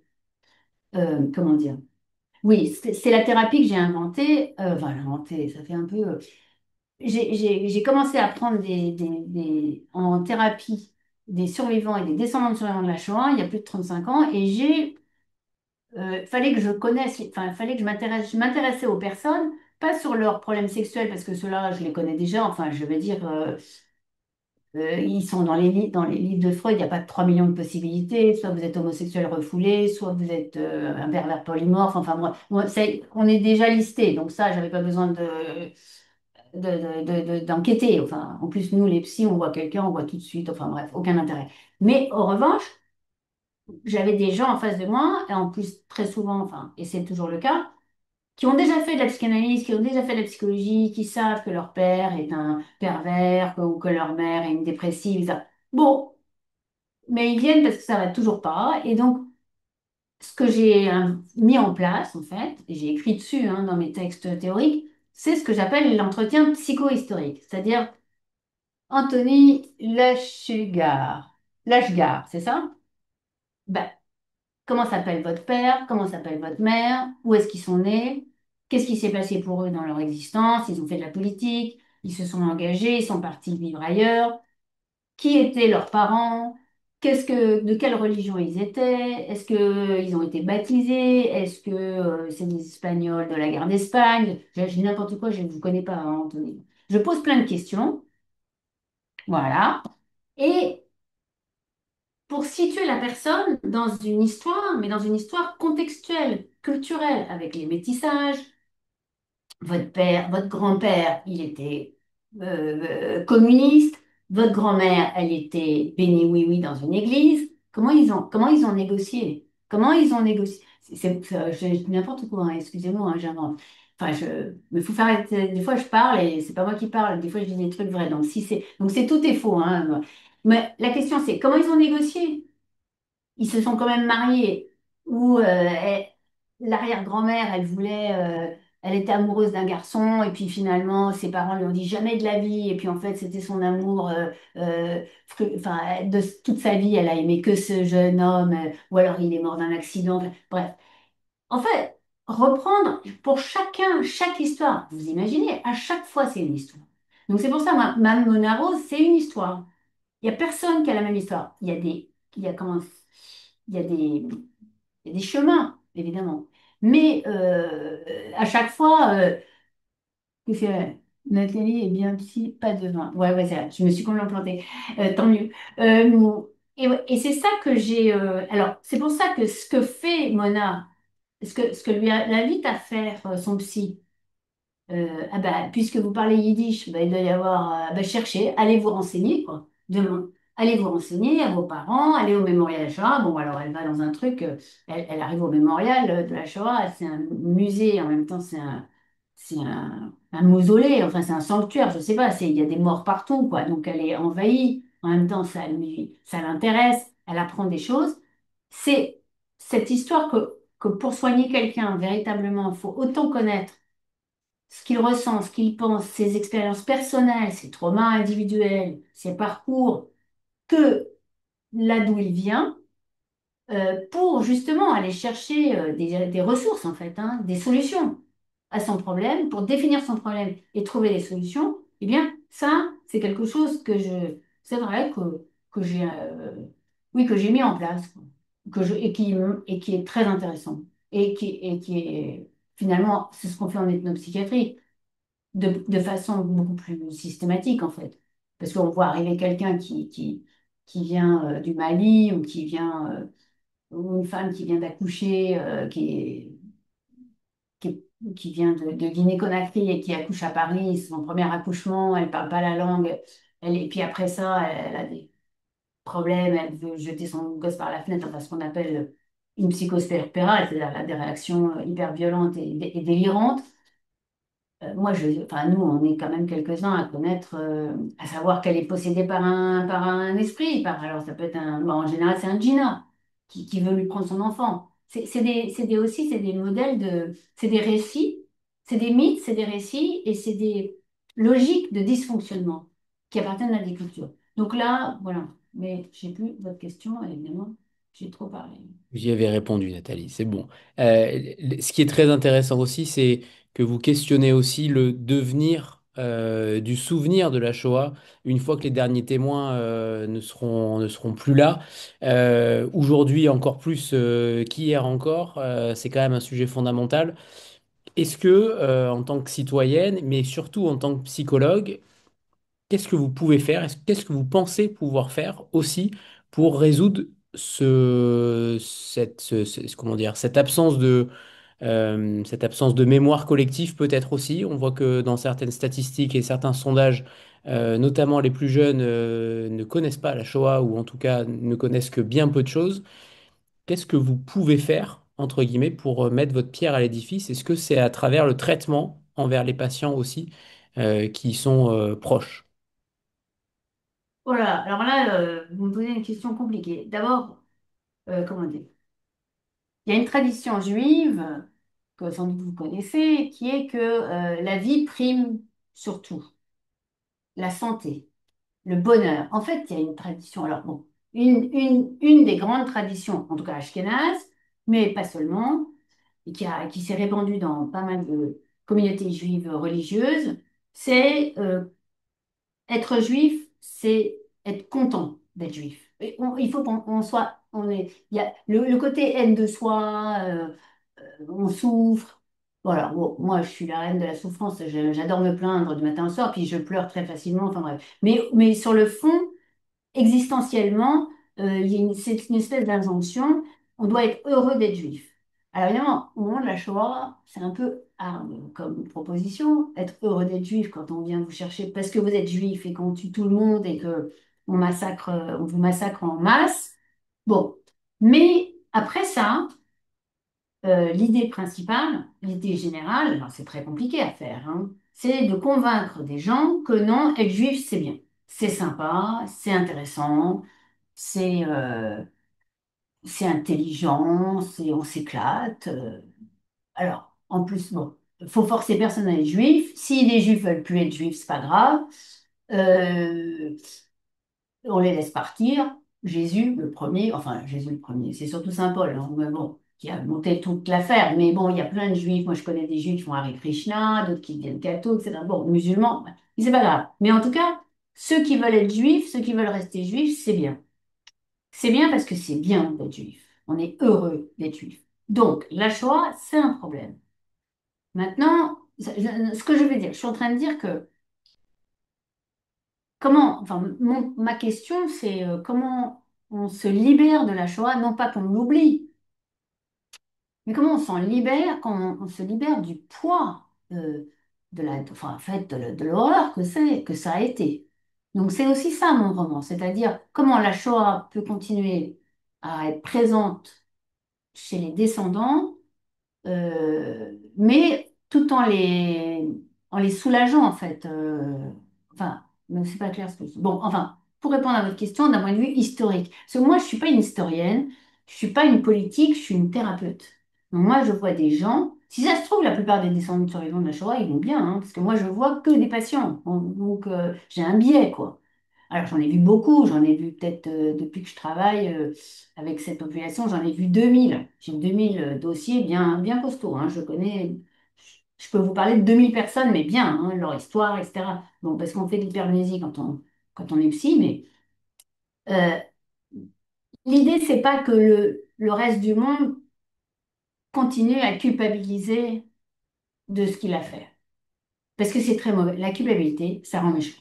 Non, mais en fait, quand tu dis ah, bah, arrête, regarde ce que tu m'as fait, regarde, au bout d'un moment, tu dis ah, écoute, arrête, c'est pas bon. Enfin, c'est pas une bonne technique pour attirer les gens, pour être en relation sympathique et tout ça. Donc, s'il y a des gens qui oublient la Shoah, c'est pas grave. Ce que j'aime pas, c'est le contraire. C'est qu'il y a des gens qui disent ah, c'était une bonne idée la Shoah, on va recommencer. Ça, c'est un problème. En fait, aujourd'hui, le problème, c'est... Moi, moi, je préfère qu'ils oublient complètement. Que ça soit pas... Enfin, que les gens, que le monde, que les Juifs gèrent leurs problèmes avec leur mort dans la Shoah. Ça, c'est un problème, voilà, culturel, spécifique, familial, avec son psy. Si on tombe sur Clément Le Fur, c'est bon. Il aura compris ce qu'il faut faire. Grâce à Mona, maintenant, il peut soigner plein de... Mais que les autres oublient la Shoah, ben, moi, c'est pas... Parce que c'est pas bon de culpabiliser. Bon, ça y est, ils ont, voilà, les collabos, les Allemands, bon, ben, une fois que. Qu'est-ce qu'ils vont faire après? C'est fini. Alors, ils ont payé, ils disent que c'est terminé, enfin que voilà, ils se sentent coupables. Mais c'est pas la peine de. Enfin, je me dis, je sais pas quoi. Et Nathalie, comment dire, aujourd'hui, par exemple, en 2025, on n'a jamais autant parlé de la Shoah, mais en comparaison à un autre événement. On a l'impression que c'est un prétexte pour en parler, mais de manière détournée. C'est là où je voulais davantage en venir, Ouais. en réalité. Ouais, mais bon, alors là, bon, de toute façon, ça, après, je vais vous dire un truc, enfin, comment je peux dire? L'antisémitisme, quelque chose de... C'est vieux, hein, et puis ça va pas s'arrêter demain. Et on pensait, c'est vrai, vous avez raison, au fond, enfin, si j'ai bien compris votre question, on pensait qu'après la Shoah, non, on peut pas à ce point euh, inverser les choses, accuser un peuple de faire pique-pente, parce qu'en fond, la Shoah, c'était quoi? C'était Hitler, enfin les nazis, qui disaient que pourquoi il faut tuer les juifs, parce que les juifs, c'est le problème dans le monde. C'est à cause d'eux qu'il y a un problème en Allemagne et qu'il y a la guerre. C'est à cause des juifs qu'il y a la guerre. Et donc c'est pour ça qu'il faut arrêter, faut plus qu'il y ait de juifs. Comme ça, il y aura plus de guerre, ou je sais pas, enfin c'était l'idée. Ben oui, c'était l'idée. Alors c'est vrai que rings a bell, comme on dit en anglais, on entend des trucs comme ça aujourd'hui, qu'à cause des juifs, à cause d'Israël, quoi, il y a la guerre. Il va y avoir la Troisième Guerre mondiale à cause d'Israël. Israël, c'est des Juifs. Donc c'est vrai qu'il y a un petit côté copier-coller. Il y a une survivance. On voit des restaurants refuser l'accès à des juifs en Italie, un petit peu partout. On voit quand même une grande résurgence aujourd'hui.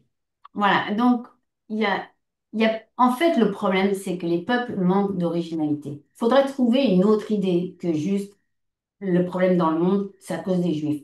faut trouver autre chose. Mais pour l'instant, on essaie. Bon, mais je sais pas quoi vous dire. C'est-à-dire, c'est pas parce qu'on garde le souvenir de la Shoah qu'on va empêcher cette idée que le monde est malade, l'écologie, ça va pas, le Moyen-Orient, ça va pas, le capitalisme, c'est pas bien, etc. C'est à cause des Juifs. Bon, c'est vrai que faudrait trouver autre chose. Mais alors là, moi, je sais pas. Moi, je sais juste soigner des gens. Alors, il se trouve, bon, et c'est vrai que j'ai une activité incroyable grâce à l'ethnopsychiatrie, grâce à l'équipe de Tommy Nathan et le centre Georges Devreux. C'est que à 10 heures, je vois des survivants des camps, enfin, des descendants de survivants des camps. À midi, je vois des jeunes radicalisés. Bon, ils savent pas enfin, ils s'intéressent pas à notre identité, donc ça va. À 14 heures, je vois une petite jeune femme qui arrive de Chine. Alors, elle s'en fout des juifs, ça c'est bien au moins. Elle ne sait même pas ce que c'est, mais elle a été prostituée, etc. Et donc, il faut s'en occuper. Et donc, je vois plein de gens très différents. Et donc, je vois quand même, il y a des gens, il y a des peuples, il y a des cultures qui pensent pas que les juifs sont la cause du malheur du monde. Ils pensent qu'il y a plein d'autres raisons. Donc, j'ai confiance dans l'humanité et dans la pluralité de l'humanité. Mais je ne sais pas si j'ai répondu. Très Non, bien. c'est de la politique. Moi, je suis nulle en politique. On va changer de sujet et notamment aller sur la question que je vous ai envoyée un petit peu plus tôt et que je pose à Ah chaque oui. auteur qui passe ici. C'est celle de vous transposer dans un personnage de fiction. Alors là, c'est pas forcément à la manière d'un e-book, hein, mais de vous transformer en un personnage de fiction, peu importe lequel, pendant 24 heures. Et si vous pouviez changer sa destinée, que feriez-vous à sa place? Alors, en fait, mais alors du coup, les gens qui sont là, on ne va pas les entendre. Bon, alors, je vais répondre rapidement. Alors, je réponds à une partie de votre question, mais la deuxième, je ne sais pas. En fait, je me suis dit, mais qui je voudrais être? Je voudrais être Edmond Dantès. Voilà. Le comte de Monte-Cristo. Parce que l'histoire, géniale. C'est-à-dire, le pauvre gars, Vous avez il... dit qu'il fallait pas de culpabilité. Non, Mais mais attendez, justement, il, euh, il commence sa vie, il croit que ça y est, il est jeune, ça va marcher, il va se marier, tout ça. Puis en fait, il lui tombe un truc sur la gueule horrible. Et normalement, il est foutu. Et donc, voilà, il est enfermé. Et à la suite de ça, d'abord, il se transforme. En fait, c'est une sorte de métamorphose, quoi. C'est-à-dire, en plus, il devient mort, quand il fait le mort, et il se transforme et il devient quelqu'un d'autre. Et en fait, il a subi une injustice abominable, hein. Eh ben, il inverse tout. Tout est inversé. C'est lui qui dirige tout, bon, en même temps, c'est Alexandre Dumas, donc c'est génial. Et il dirige tout, quoi. Et il venge, il inverse le destin, quoi. C'est génial, je trouve, de faire ça. Enfin, en fait, moi, j'aimerais bien être ça, quoi. Parce que moi, c'est le contraire. J'ai subi, enfin, j'ai subi. Non, ça va, quoi. Mais je me dis, c'est génial, quoi. De, de- de- C'est une métamorphose. Il passe par une réelle métamorphose et là où on pense enfin, il pense qu'il est foutu, en fait, c'est le contraire. Il va avoir une vie extraordinaire. Alors, ça, c'est la première. Alors, maintenant, est-ce que je vais changer le destin? Ah, ben non. Alors, lui, je le laisse exactement. Non, non, je me fais 48 heures d'Edmond Dantès, du comte de Monte Cristo, et je me venge de plein de gens que je connais. Non, c'est pas vrai.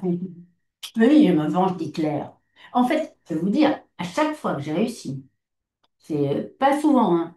Enfin, faut quand même pas se nous raconter d'histoire. Mais quand même, on y arrive en groupe. À chaque fois que je soigne un descendant de survivant de la Shoah qui est en dépression, ou qui est à moitié fou, ou qui est toxico, bon, à chaque fois que on arrive à en soigner un, et en fait, ça marche assez bien. Je me dis, ouais, fuck Hitler. Vous voyez ce que je veux dire? J'ai gagné. Quoi. Eh ben, Edmond Dantès, lui, c'est sa vie entière. C'est génial. Mais alors, juste, je me pose une question quand même, parce que vous êtes aussi descendant de survivants de la Shoah. Comment vous vous soignez? Est-ce que vous avez Comment une... moi je me soigne? Eh oui, Ben, là, avec vous, grâce à vous, là. est-ce que la littérature permet ça aussi? Bah, évidemment. La littérature, je vais vous dire un truc, la littérature, ça a sauvé ma mère, qui aimait, je dis ça, mais en fait, c'est pas pour parler de ma mère, mais parce que j'ai rencontré plein d'enfants, d'enfants cachés, d'orphelines de la Shoah, qui m'ont raconté comment la littérature les a sauvés soit pendant la guerre, arriver à trouver des choses à lire, soit au lendemain de la guerre, quand c'est des enfants, c'est beaucoup les filles, plus que les garçons, qui se sont retrouvées orphelines ou enfin, dans des situations vraiment horribles, quoi. Ou justement, alors là, c'est à la manière de mon dentiste, c'est peut-être ça mon idée. C'est-à-dire que ma mère, elle était adulée par sa mère, il y a des photos d'elle toute petite, sa mère lui faisait des manteaux, elle était couturière, enfin, elle vivait dans 20 mètres carrés, hein, mais il y a des photos de ma mère, on dirait petite, on dirait Shirley Temple, elle est tellement belle, tellement... Et puis tout explose, enfin, tout, c'est... Après, c'est une vie d'enfant abominable, sa mère est déportée à Auschwitz, elle ne la reverra plus. Et ma mère, elle lisait toute la journée, quoi. Enfin, elle lisait. Bon, c'était la littérature. Elle a pas écrit. Elle a écrit des livres pour enfants, un peu, mais bon, ça n'a pas marché. Mais elle lisait tout le temps. Et donc, la littérature peut sauver. Alors, moi, bon, ça va. Moi, j'ai rien. Moi, alors là, j'ai pas besoin d'être sauvée. Enfin, je vais dire. Sauf que dès que j'adore lire, et j'adore rentrer dans des fictions et être quelqu'un d'autre. Et alors, peut-être que. Bon, je suis pas je suis quand même pas, enfin, j'ai rien vécu de traumatique ni rien, mais c'est vrai que dès que je lis, en plus, quand on lit, je sais pas, vous écrivez, vous, Anthony? Un petit peu. Vous avez vu, c'est quand même du travail, quoi, hein. Et quand on lit, on n'a rien à faire. On est là et on passif et on est devant un roman ou devant, je sais pas, et l'autre, il a bossé pour vous. Mais c'est génial. En plus, quoi, en 3 4 heures, une dizaine d'heures, peut-être, ça dépend. L'autre, il a travaillé 15 ans et vous, rien à faire, on lit et tout. J'adore. Ça J'adore dépend des ça. écrivains, hein. Ça dépend des écrivains. Certains peuvent écrire en une journée parfois, hein. Ouais, il y en a qui vont très très Ils ont vite. même le prix Nobel. Enfin bref, je m'éloigne, pardon. Euh, Balzac, il n'a pas eu le prix Nobel. Singer, oh, c'est beaucoup plus récent. Et les livres sont souvent très très fins, d'ailleurs. mince. Bon, je vais me renseigner. Oui, les Faut pas initiales. dire du mal des gens, hein, ça. Tout à fait, tout à fait. Ouais, ouais. La deuxième question que je pose régulièrement, c'est celle de l'auteur méconnu, justement, que vous aimeriez mettre Ah, en avant. Alors, alors, yes. il y a un roman que j'ai adoré. Alors, il est peut-être un peu connu maintenant parce qu'il y a eu un film, il y a eu une série après. C'est quelqu'un, c'est comment il s'appelle? Oh là là, il faut que je trouve. Le roman, c'est une joueuse d'échecs hein, qui est autiste et qui, ça s'appelle Le jeu de la dame en français. Et l'auteur, c'est Walter Travis. Alors, pour les anglophones, je vous conseille de le lire en anglais. Walter Travis, et le roman est génial, mais génial. Ça aussi, c'est mon rêve. Si je dois devenir quelqu'un, changer de personnalité. Entre Edmond Dantès et le personnage principal, c'est une fille qui est. C'est l'histoire d'une fille, d'une enfant qui est orpheline, qui est élevée dans un orphelinat et qui descend à la cave parce qu'il y a un des gardiens de l'orphelinat qui est là et qui joue, elle le voit en train de jouer aux échecs. Ou enfin, il y a une table d'échecs, je sais pas. Et elle apprend pratiquement toute seule ou elle apprend avec lui. Et en fait, c'est un génie. Elle est autiste. Ça aussi, c'est mon rêve. J'aimerais être autiste. Enfin, je veux dire, autiste au sens où bah, moi, j'adore les autistes. Des gens qui ont leur monde à eux, quoi, hein, parce que moi, je manque de... Moi, c'est le contraire, je suis une éponge, quoi, donc je prends tout, j'entends, je peux pas me boucher les oreilles, je sais pas, j'ai pas dit oui, non. Enfin, je vois tout, enfin, je vois tout, j'en sais rien.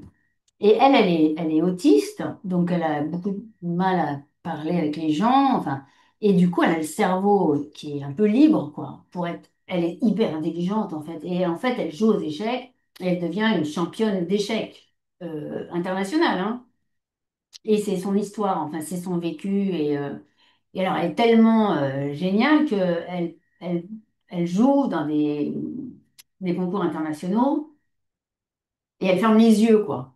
C'est-à-dire, elle a tout le... Et elle voit... Alors, qu'est-ce que c'est le jeu d'échecs? Moi, je suis nulle. Je sais juste bouger les pions. Et le jeu d'échecs, c'est des gens qui sont capables de prévoir 15 coups, 20 coups, 30 coups à l'avance. Non, je fais ça, s'il fait ça, enfin, moi je trouve que moi c'est mon rêve. Moi, un coup à l'avance, je suis incapable. Donc je me fais avoir, enfin bref. Sauf en psy, là je vois, je connais mon travail, mais sinon pour le reste, des gens qui arrivent, enfin, faire la guerre, là, moi je ne saurais pas la faire, mais j'aimerais tellement savoir la faire. Voilà, alors je vous conseille. Alors, ça s'appelle Le jeu de la dame et c'est de Walter Travis. Donc, franchement, c'est un roman. Tiens, Anne-Sophie, je vais te l'offrir parce que je te conseille des romans régulièrement que tu publies pas. Euh, Volontiers. ah non, mais c'est génial. C'est le pied, quoi. C'est vachement fort en plus. C'est vraiment bien. Non, non, c'est vraiment bien. Très bien. Et donc, on le disait dans le chat, ça a en effet été adapté en série, je crois, sur Netflix. Et c'est très, très bonne série aussi. On va peut-être parler du titre et de la couverture. Et je viens de découvrir d'ailleurs que la photo est celle de Toby Nathan, d'ailleurs. Je ne savais pas. La patiente du jeudi, alors, pour le coup, finalement, pourquoi ce jour de la semaine? Pourquoi ce titre-là? Est-ce que ça a évolué aussi avec Anne-Sophie et Gilles? Et d'où vient cette Moi, photo? c'était le paquet total. Il y avait le titre, il y avait la photo, il y avait. Non, pas la couverture, la couverture. Le titre, bah, parce que la patiente du jeudi, parce que sa séance, c'est le jeudi. Et, euh, et puis quoi? Non, je sais pas. Bah, moi, je trouve que c'était bien. Et puis en plus, on m'a dit que c'était un bon titre, alors Tu nous l'as apporté comme merci. ça. Tu nous l'as apporté avec ce titre-là. Donc on a pris aussi. Alors, il faut dire aussi, le lundi et le jeudi sont des jours, c'est des jours où on sort la Torah. C'est des jours où on se réunit, on fait. C'est des jours où, comment dire. Mais il n'y a pas que chez les Juifs, hein, c'est des jours où c'est un peu chargé, quoi. Voilà. C'est, les esprits sont là, les dieux sont là, on se réunit, on les fait venir, on discute. Donc, quelle est cette... Alors, c'est évidemment, c'est une blague, parce que lui, il est pas, le psy, il est absolument pas branché là-dedans. Et donc, j'ai fait un truc, je lui ai fait un truc au psy. Je lui ai fait glisser l'idée qu'en fait, parce que lui, il dit que c'est sa patiente, c'est la patiente du jeudi, pour lui, c'est la patiente du jeudi, parce que bon, voilà, elle est quand même impressionnante. Mais il sait pas que c'est un truc chargé, quoi. C'est un jour, le jeudi est un jour, enfin, en fait, chez les Juifs, voilà. Chaque jour, les jours comment je peux dire? C'est des êtres. Le Shabbat, alors là, top du top. Le jour juste avant Shabbat, le sixième jour, c'est chaque jour, comment je peux dire? Les jours de la semaine ont une identité, voilà. Et le jeudi, c'est un peu comment dire, le jumeau du lundi. C'est les jours où on sort la Torah, ça veut dire on ouvre le livre, quoi, dans la synagogue et on lit, on monte la Torah, en fait, on invite Dieu à.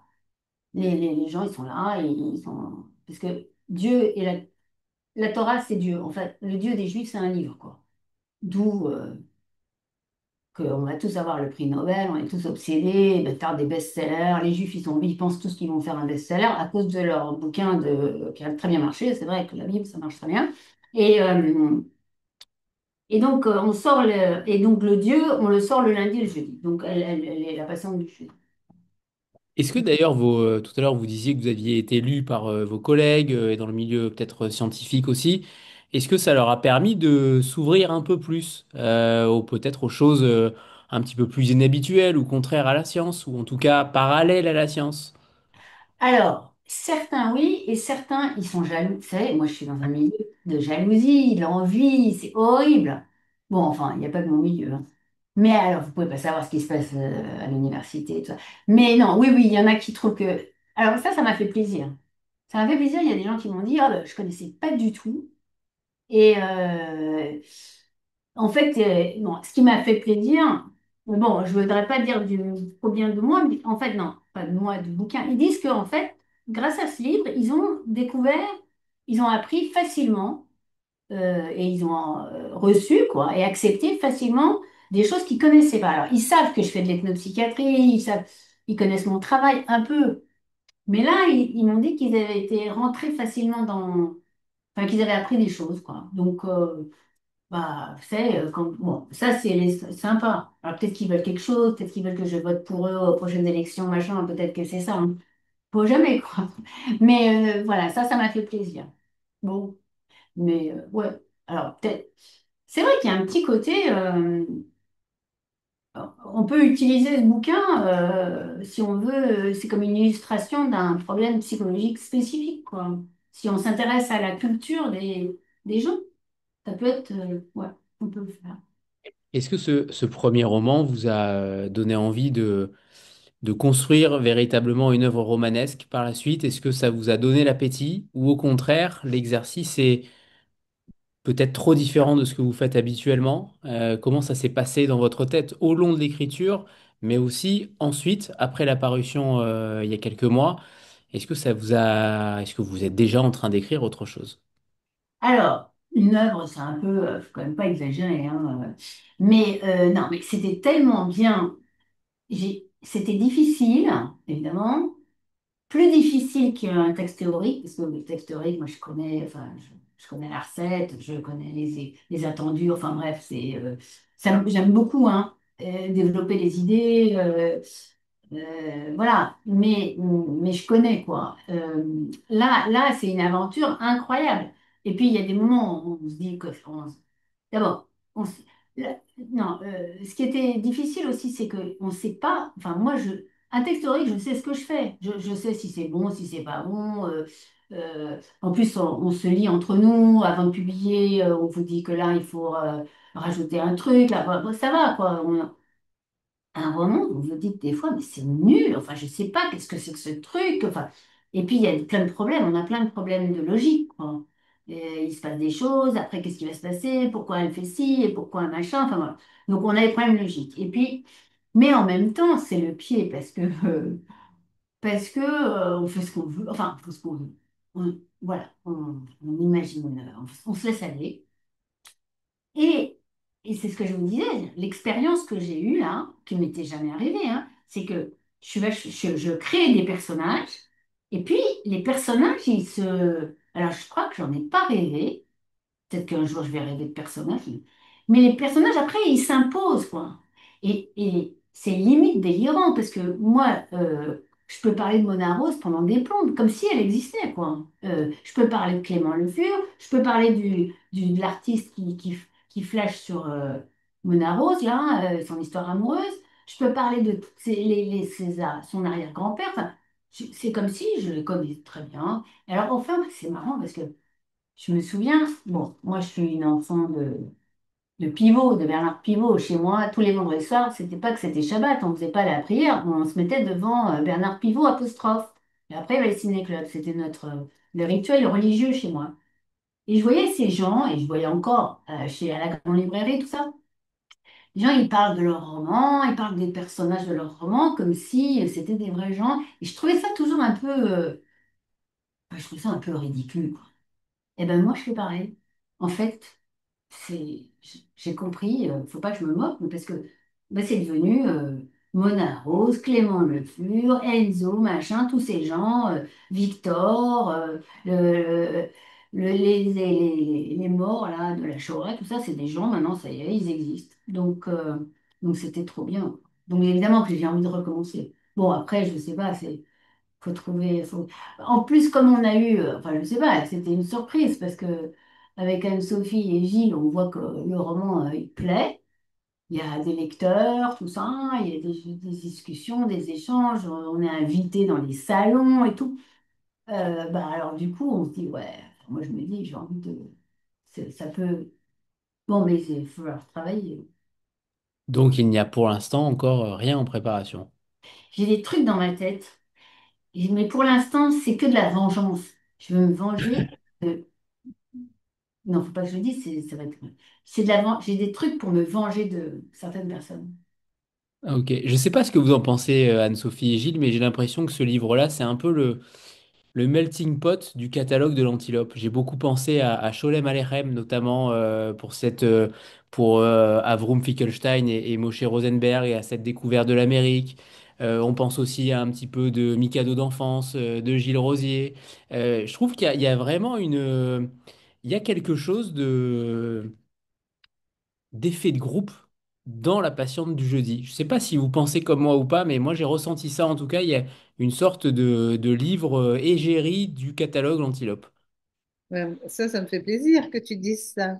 Je sais pas si c'est, enfin, c'est représentatif, c'est vrai, du catalogue de l'antilope. Mais ça me fait plaisir que tu vois Sholem Aleichem dans Avroum et Moshe et Gilles enfin, dans la partie plus contemporaine. Puis il y a Mais D-Books aussi avec Irene Koffer. Et absolument, puis, il y en a plein d'autres, absolument. j'ai Ben, l'impression. Oui, disons, alors je sais pas si, oui, c'est une manière de le dire, mais d'une façon générale, dans le catalogue de l'Antilope, il est créé par nous. Et donc, en soi, c'est une construction qui est assez subjective, finalement, parce qu'on ne publie que les livres qui nous plaisent, donc, et puis avec un certain tropisme. Malgré tout, on a beau chercher à corps et à cri des livres qui viennent du monde séfarade, on a quand même beaucoup de livres qui sont du monde ashkénaze. Donc, mais en fait, les livres se répondent, en fait, notre oui, catalogue. Il y a un dialogue entre les livres. Donc, effectivement, peut-être avec celui de Nathalie, elle dialogue avec de nombreux livres de Lentille. oui. Effectivement, je n'avais pas réalisé ça, mais c'est judicieux. Bien. Ouais, Oui. ça me fait plaisir, moi. Bah, Mais je lis beaucoup les livres de l'Antilope aussi, hein. J'ai dû être influencée quand même. Je voulais juste dire un petit mot sur la couverture et remercier à nouveau Cédric Ramadier, qui est notre graphiste depuis le début et qui nous fait des propositions toujours pertinentes, enfin, et qui nous plaisent. Et j'ai souvenir que quand on l'a proposé à Nathalie, elle a accroché tout de suite à cette couverture. Tout de Et, suite, elle a fait des et- commentaires. et d'ailleurs, qui est cette femme en bas à gauche? Est-ce qu'il y a une signification particulière ou pas du tout? À droite d'ailleurs, elle est à droite. C'est en fait cette femme, c'est un choix de Cédric et c'est comme ça qu'il voyait la patiente du jeudi. Voilà. Donc, Alors, on vous dit quand même un secret sur les couvertures d'Antilope, c'est que Cédric, on lui avait dit au départ, si on n'a pas beaucoup de sous, donc en fait, il utilise toujours des cartes postales ou des très vieilles photos qui sont dans le domaine public. En fait. On ne paye pas de droit pour les couvertures dans les parce que couvertures. c'est le cahier des charges. Et Eh il ben, trouve des choses formidables. il y a des choses formidables dans le domaine public, clairement. Absolument. Absolument. Eh bien, il est temps de vous remercier tous les trois. Merci infiniment, Nathalie, Anne-Sophie, Gilles, pour La Patiente du jeudi qui est sortie il y a quelques mois, mais dont on entend encore parler beaucoup. Et on vous souhaite vraiment le meilleur, Nathalie. Et surtout, on attend le second avec impatience. Le deuxième, je dirais même, parce Le que deuxième. non, on voudrait dire qu'il n'y en aura que deux. Et il n'y en aura pas que deux, j'en suis persuadé. Euh, Merci beaucoup, hein. Merci Mais encore. j'aurais bien aimé entendre les lecteurs ou les gens qui sont là et qui participent, non? Bon, une prochaine fois, alors. Il y Peut-être. avait le chat, tu appelles le chat. Donc, Ouais, il y a beaucoup de choses dans le chat qui se sont dites, en effet. Ah ouais. Mais Bon, c'est en tout parce cas, que merci j'ai. pour cet accueil. C'était très sympa. Vous avez vu, je vous ai dit que je parlais trop. Non, c'est jamais trop. Mais voilà, Isabelle intervient. Voilà. Vous m'avez chauffé. Isabelle. Bah oui, quand même, parce que vous m'entendez, ouais. Oui. Oui, parce que quand même, on s'est rencontrés, tout ça. Du coup, je l'ai lu entre deux. Évidemment, je me suis précipitée dessus alors que j'ai déjà 70 000 trucs à lire. Mais en plus, on finissait le book club de notre groupe Vlil sur l'antilope. Donc j'ai dit, bah voilà, allez, j'ai pas le choix, il faut que je le démarre. Et donc je l'ai fini, ça m'a beaucoup émue.